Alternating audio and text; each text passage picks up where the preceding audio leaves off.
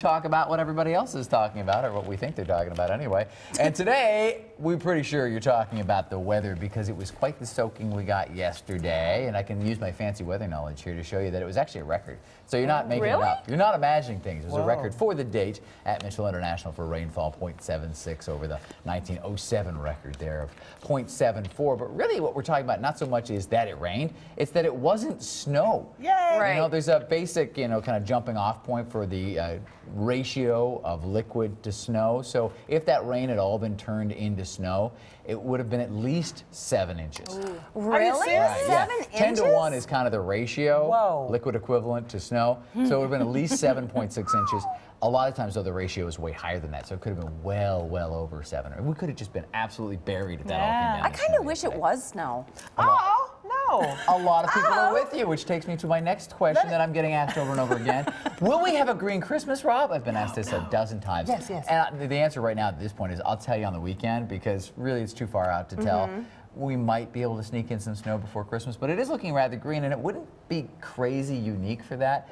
Justin actually crunched some numbers, and I think we have the list up for you. You weather guys back there all well, busy. We're all nerded up about numbers, and the list here has a couple of zeros on it. I don't know if we can get that up, but back in, yeah, there it is, 04 and 06, both had no snow on the ground. These are the snow depth reports, again, at Mitchell International, because that's the official observation station. Last year, we only had an inch on the ground last year.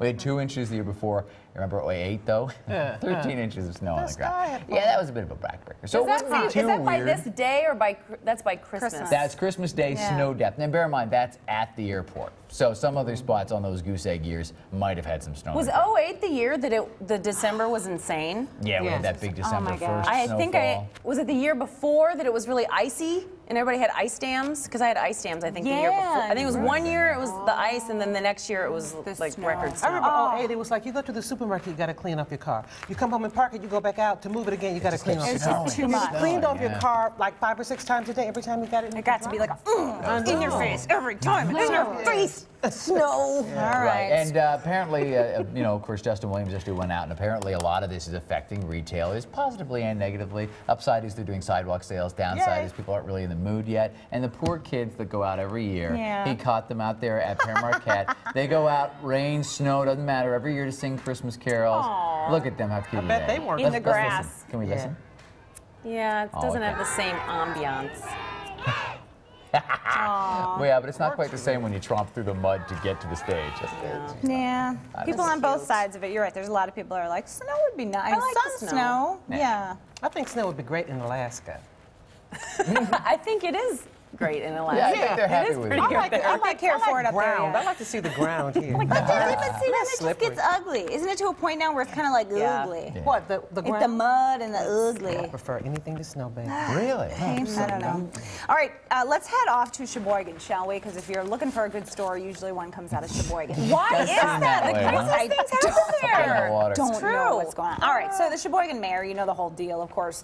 He's admitted to having a drinking problem. This summer he went on a whole bender thing, and now there's a recall against the whole thing. Okay, so an 18-year-old high school student in Sheboygan, his name is Asher, and he is trying to be mayor. He would like to run against Mr. Mayor Bob Ryan. So he is going door-to-door collecting signatures. That's what that video was. But he also recently got a letter from the mayor's, the real mayor's attorney, because this kid is getting high tech on Mr. Bob Ryan. He is tweeting at Mayor Bob Ryan. He says, now initially he opened the Twitter account kind of joking and like making fun of the actual mayor. It's kind of like a parody account. A parody account. Well, and then when he's called on it, then he went back and made it very obvious that it's his fake mayor, you know what I mean? So he says like funny stuff like that. Right. And then he took the website ryanformayor.com, and who the actual mayor, the real mayor, allowed that registration to expire. Well, this guy napped it up a day later and redirected it. So now when you go for ryanformayor.com, it goes to this kid's, website for campaign. But is that the result of our political climate, that now someone who's young thinks it's okay to just be completely parody our elected officials? You said political climate, and I said politically clowning.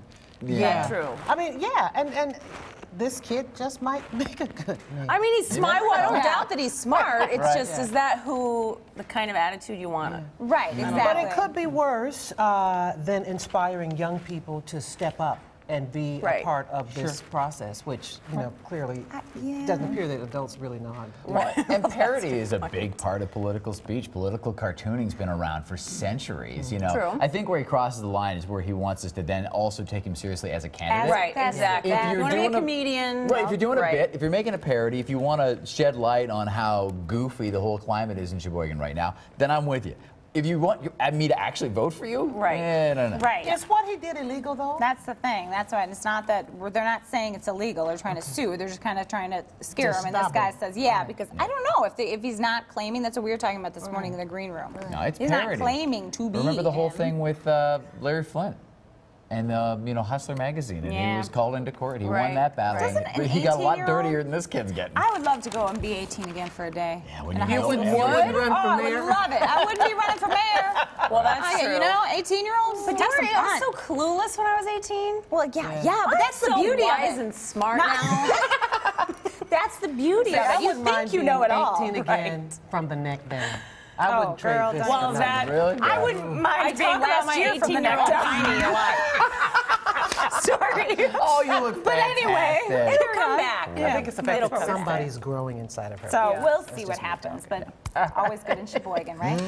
Okay, well, stay tuned because coming up, we're